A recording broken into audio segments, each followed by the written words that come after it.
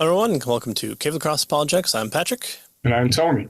And we usually say that we make you blow off the dust from the books that you've been reading, but hopefully there's not been too much dust left on this book that we're covering, which is Kenneth Boa and Robert M. Bowman Jr.'s Faith Has Its Reasons. And in it, we're in chapter 20, looking at kind of their personal idea of their fifth apologetic approach, which is the integration approach. Apologists Who Favor Integration is the title of this chapter. And what we've been doing is we've been looking at people through kind of various points of church history, and mostly starting with kind of this 20th century look, but also recognizing that people kind of before this modern age didn't quite fit every single perfect point of the other four approaches that they presented. And they said there's probably a reason for that. And so maybe there's kind of bits and pieces that we can take from the four apologetic methods, and they're going to look at the people that have come before that they say would kind of latch on to their integrative approach. And so far we've looked at a couple, and now we're going to continue on looking at some more people, including some familiar names and people we've covered on the show before too. But first, we're going to start with David K. Clark, and he's an American evangelical who was raised in Japan, where he became acquainted firsthand with the Eastern philosophies that have since become prevalent in the United States. Clark and Geisler's classical apologetic in the New Age is a section here, and they talk about in the 1990s, Clark co-authored a book with Geisler critiquing pantheism, apologetics in the New Age, of which Clark was the primary author, and is based squarely on Geisler's apologetic method. Clark expanded on this just 3 years later, in 1993, in another book, and this one bearing his name alone. Right. And so they just give us a real quick glimpse of Clark here, I guess, to mix things up here, right? I'm not sure why they throw it in here, but it's really just a few pages here in the book. And so he has kind of a distinct approach. It's called dialogical apologetics, right? And so in dialogical apologetics, it's a person-centered approach to Christians' defense, right, is what the book and subtitle is. Clark does not abandon the classical model, but he does deny its exclusive validity. Clark begins by identifying three ways of relating faith and reason that are options for Christians. One may hold, for instance, to a faith without reason, or at least a faith that is isolated from reason as possible. That's the traditional Tertullian and Barthian kind of position. One may affirm a faith supported by reason, as did Thomas Aquinas, or one may hold to reason dependent on faith, following Calvin. And so the first three, right, Clark says, are what we have called Fideism and Reformed apologetics, respectively, while the middle option includes both classical and evidentialist apologists. And so, this is kind of his dialogical approach. And I guess they throw this in because here's another example of a person who's kind of integrating various models of apologetic method. Mm-hmm. Yeah. And this is where we do see the split even within our book as well, that our authors are pointing to. Yeah. All right. Well, next we're going to talk about C. Stephan Evans, and he's living, as far as I know. He was born in 1949. So again, we're taking 20th century people, so people who have been kind of inundated with apologetics. They know the terminology. They would define themselves as apologists, and so we're going to see what he has to say. So Evans is a Christian philosopher who has specialized throughout his career as an interpreter of Kierkegaard. Sometimes those are needed. So Bahnsen does this for Van Til, right? Van Til is speaking to a way different audience. Sometimes the language he uses isn't good for the church, and so Bahnsen comes around and has to not quite dumb it down, but he has to put the flavor on it that people will chew it up and eat it as well. Well, Evans' classical approach and evidentialism. In Evans' recent work on apologetics, he advocates a broadly evidentialist approach that incorporates what he regards as the valid insights of Reformed apologetics and of Fideism. So, There's all four of them right there. Yeah. And so first they start with this evidentialism. They say that Evans is an evidentialist, and it's clear from the way that he approaches theistic proofs. In an article defending natural theology, he argues that rather than abandoning theistic arguments, that we should frame them evidentially, right? So natural theology, conceived as part of an apologetic enterprise, does not need, he tells us, to lead to a complete view of God. We don't have to get all the way there, right? It needs only to discomfort the atheists and the agnostics. Let's, think of the tactics books where we put a rock in their shoe, right? Right. So that's what he's getting. He suggests that the plausibility of thinking that there is something transcendental of the natural order, something that has come, some of the characteristics of the Christian God, and then taken collectively, that is the arguments, prove a cumulative case for the reasonableness of believing in God. Mm-hmm. Right. Which I guess would, put him more on the evidentialist side of things. Mm-hmm. Mm-hmm. All right, but what puts him on the Reformed apologetics side? Evans has given little attention to the Reformed apologetics of Gordon Clark or Cornelius Van Til. However, consistent with his move in 1994 to Calvin College, in recent years he has expressed strong support for crucial aspects of the new Reformed epistemology, especially associated with Alvin Plantinga. Mm-hmm. Evans believes that the primary purpose of Reformed epistemology is not to convince unbelievers that Christianity is true, but rather to help Christians understand how their beliefs qualifies as knowledge, which would put them in that new Reformed camp. Yeah, and I think this is a helpful kind of way to view apologetics as well, right? Not only does it attempt to move the needle with the unbeliever, but it also gives confidence and encouragement to the believer. That's a good reason to study and know apologetics, because it helps you to have more confidence in your faith, right? Right. And so that's the position here that he's suggesting. Mm-hmm. Yeah, which is what we saw in Frame's Apologetics as well. Mm-hmm. All right, what about Evans and Fideism?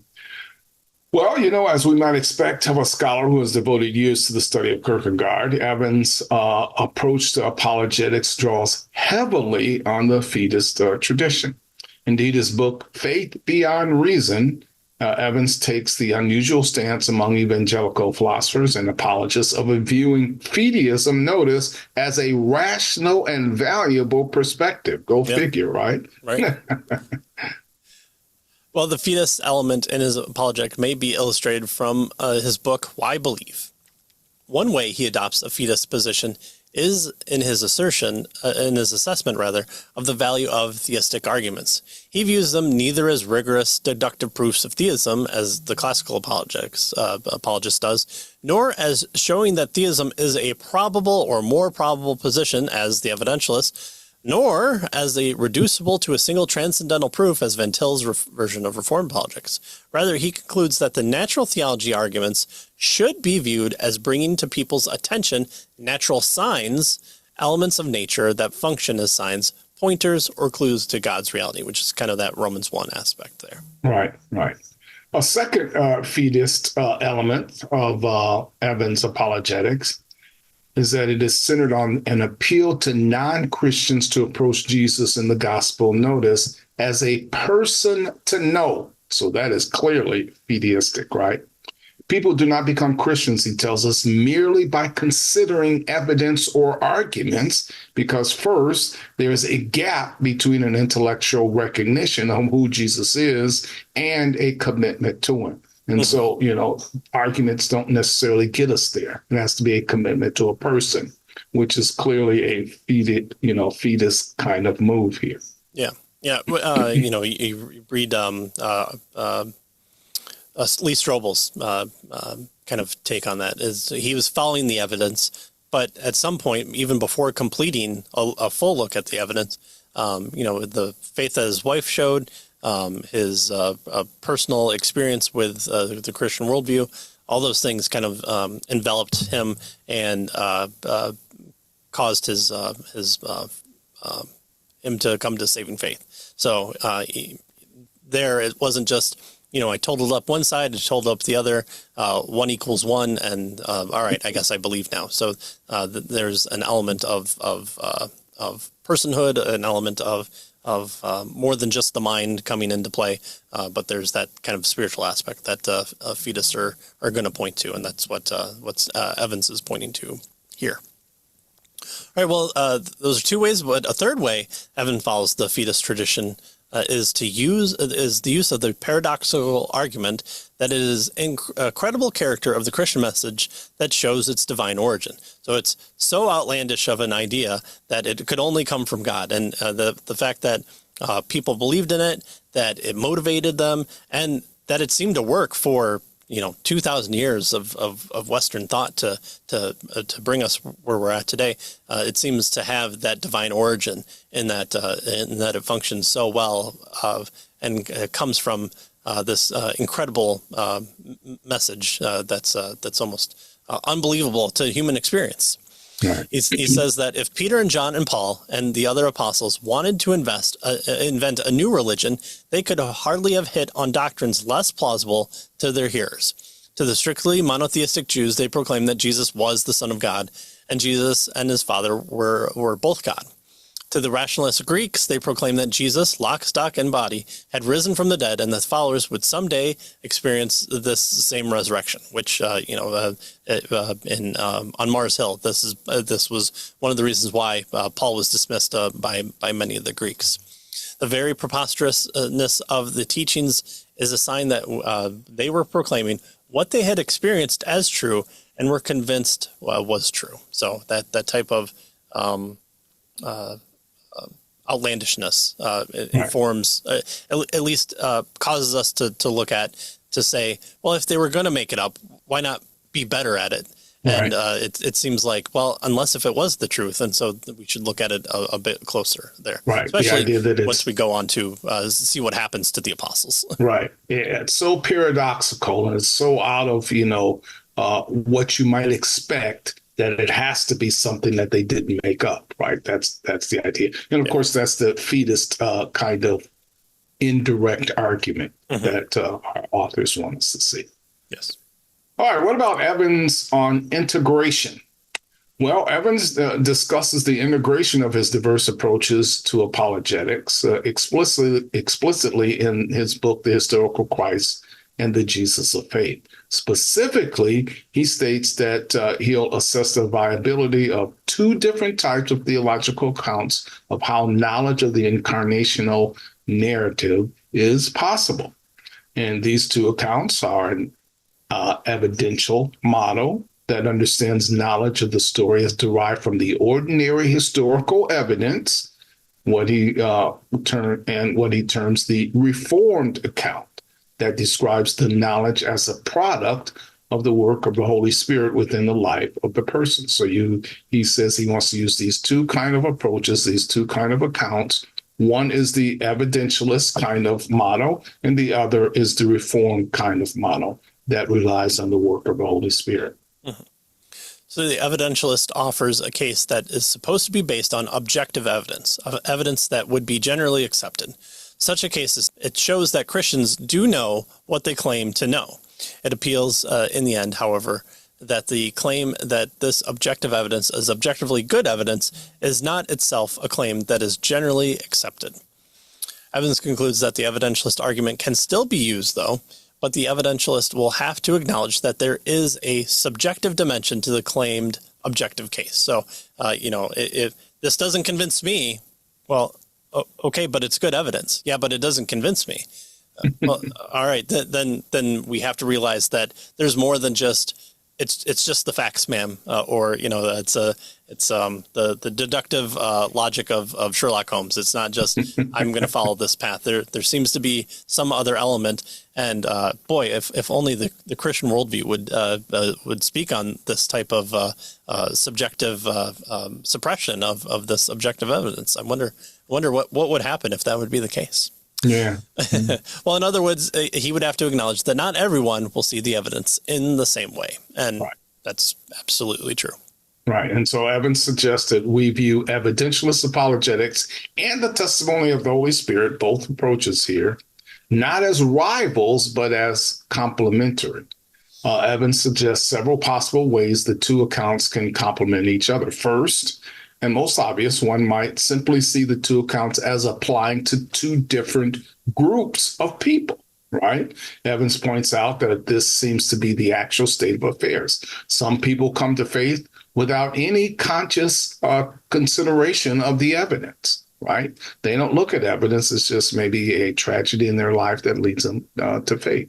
Whereas others come to faith through a process that includes rational reflection on the evidence. So perhaps, you can kind of combine these, and they're complementary because they're focused on two different groups of people and how they come to faith. Mm-hmm.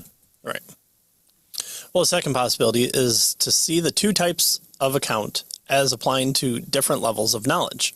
Here, Evans invokes William Alston's distinction between first-order knowledge or knowing something and second-order knowledge of knowing that we know it. Yeah. The third Evans suggests is that the two accounts can play both a role in resolving doubt in the mind of the believer. A general doubt about whether I really know that I know can be resolved by an appeal to the circular kind of justification. That reminds me that what I believe is certainly true because it was revealed by God in the Bible. Right. Okay. And so our authors tell us that perhaps the central thesis of Evans' model for integrating the evidentialist and the Reformed tradition is that apologetics and religious epistemology are not identical enterprises.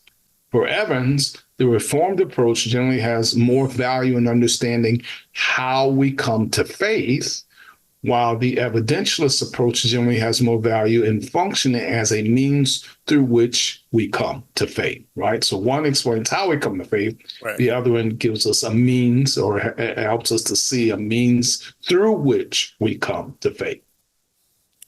I don't want to argue so soon against Evans and the approach, but it doesn't have to be one or the other here. we could say, yes, it informs our approach generally, and then we can use other means. We just have to, we understand as Reformed people that the basis has to be struck first. And you're speaking to people either who don't have a basis, but who will hopefully agree with those evidential insights, but that doesn't mean that we can't use them. But once it could always be rejected as having no basis in the mind of the unbeliever, that's where we will need to take a step back.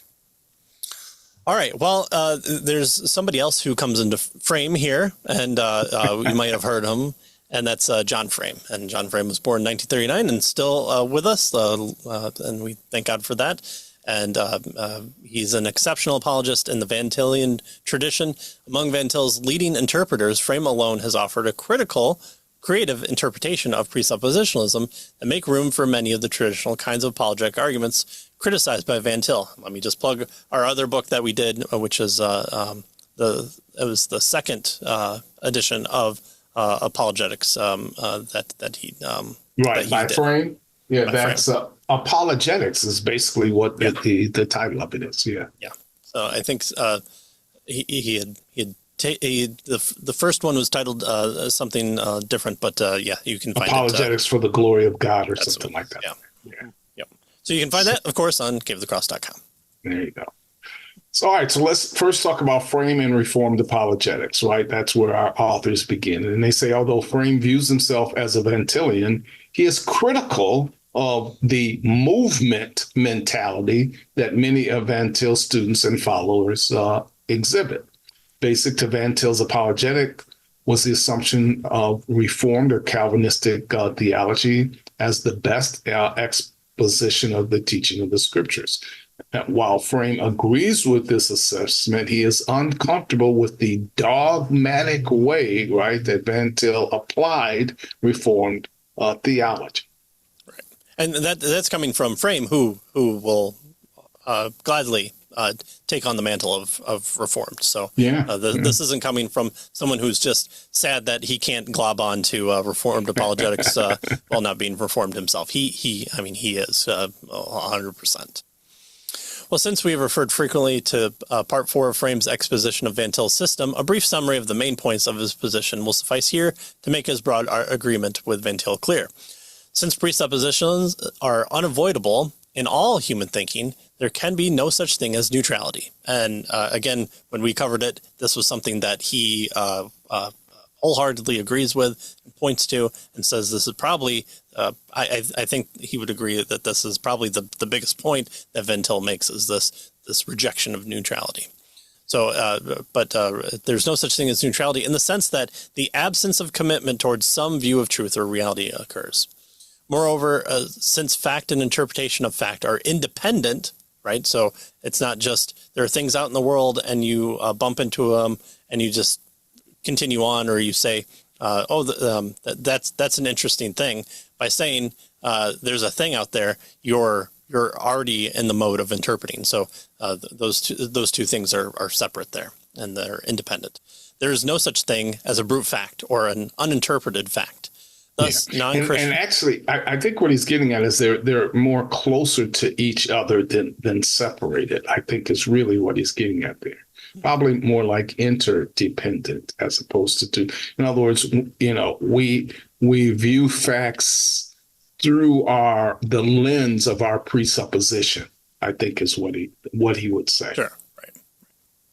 Thus, non-Christians cannot be neutral with respect to Christianity, nor can they be shown facts that will in and of themselves prove Christianity true. They hold presuppositions that are alien to Christian faith, and they interpret all facts in light of those presuppositions. Right. And so for him, presuppositions are not only intellectually unavoidable, they're also ethically obligatory, right? We have an obligation to believe the truth, and God holds all people accountable for believing falsehood.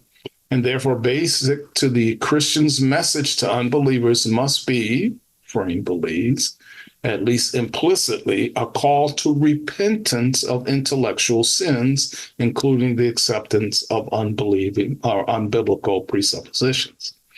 And thus, Frame would endorse Van Til's method of taking the non-Christian's position, right, and showing by a reductio ad absurdum that it is at bottom irrational and incapable of justifying his claims to knowledge. The idea here is, let's assume your position to be true, and based on that assumption, it gets us to a contradiction, and therefore we know that the assumption that your position was true is false. That's the idea of a reductio ad absurdum here. Mm-hmm. And that's kind of the way that Van Til argues, right? This kind of reductio type of argument. Sure. And Frame holds that kind of position and argument as well. Mm-hmm. All right. Well, what does Frame have to do with classical apologetics? Despite Frame's basic commitment to the presuppositional model, he interprets it broadly enough to accommodate significant elements of classical apologetics. This may seem to be most directly in his handling of the question of arguments for God's existence. For Van Til, an all-apologetic argument must be transcendental. It must argue that unless Christianity is presupposed as true, nothing is intelligible. For Frame, by contrast, the transcendental argument functions in one of three perspectives, of course it's got to be three, of what he calls offensive apologetics. Right. And so Frame also points out, as was suggested in the discussion of Van Til's theistic proofs, that the indirect form of argument Van Til favors can be converted to a direct argument, right? So Van Til is, we might say, or Frame would say, is stuck on this idea of indirect argument, but this indirect argument can really be converted to a direct argument. For instance, it could go something like this, right? In the final analysis, it doesn't make much difference whether you say causality, therefore God. So that would be the direct argument. That would be kind of like a deductive argument, a classical approach, right? Or that's not much different than saying without God, presupposing God, no causality, therefore God, right? So that would be the presuppositionalist kind of position.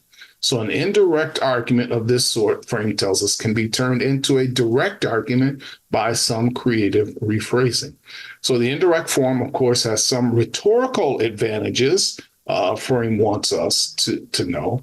But if the indirect form is sound, then the direct form will be sound as well, and of course, vice versa.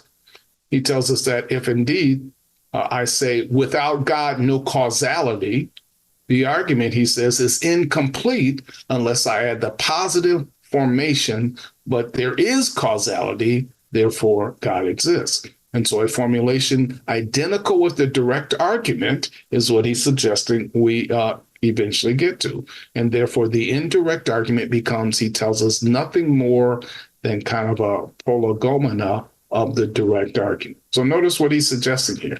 The direct argument, the straightforward, classical kind of, argument for the existence of God can be similar to an indirect argument. The indirect argument is you have to, in order for anything to exist, you have to assume that God is the case. So without God, there is no causality. Mm-hmm. Therefore, we have to have God. That's the indirect argument. But he says the indirect argument can be turned around to the direct argument that the theistic, folks argue. And so he says that there's not much difference between the two approaches and kinds of arguments. Right. And if you want to see Bahnsen argue against all those positions, they're available online there as well. So he kind of takes Frame to task on these as well. All right. Well, what about evidentialism? Where does Frame fit in the evidentialist approach?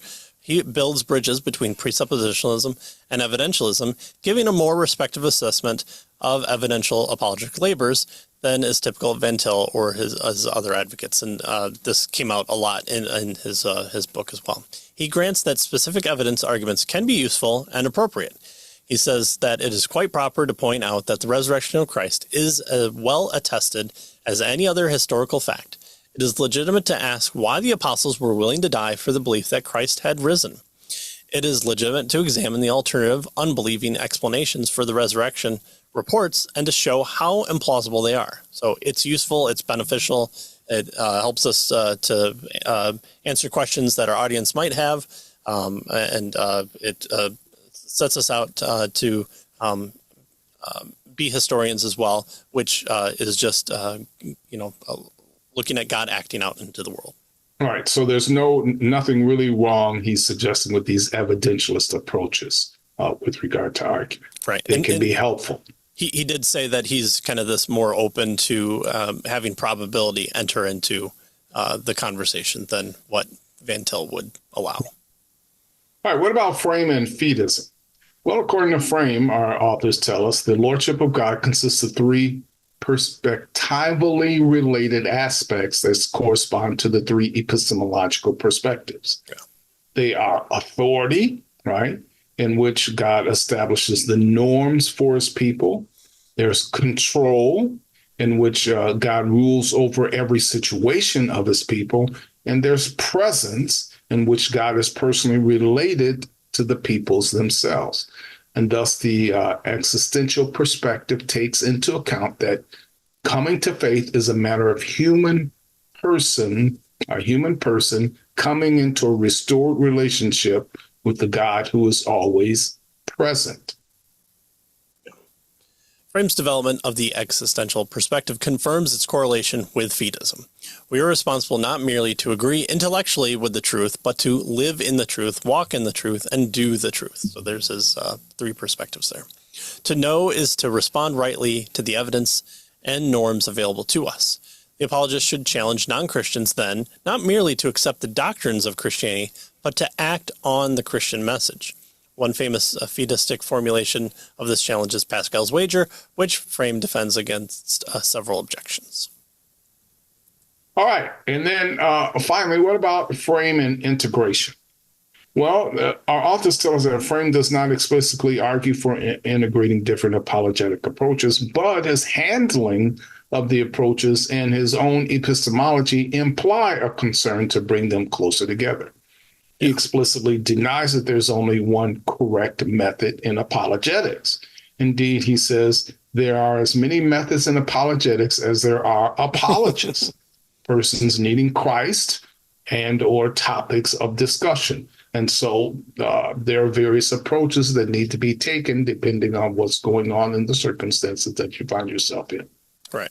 And, I could link to all these different points, but I'll just say if you want to know more, we probably have a video on it from Frame's book, which really deals a lot with what the authors are saying here. And so I would be in agreement with their understanding of Frame, and I think Frame would as well.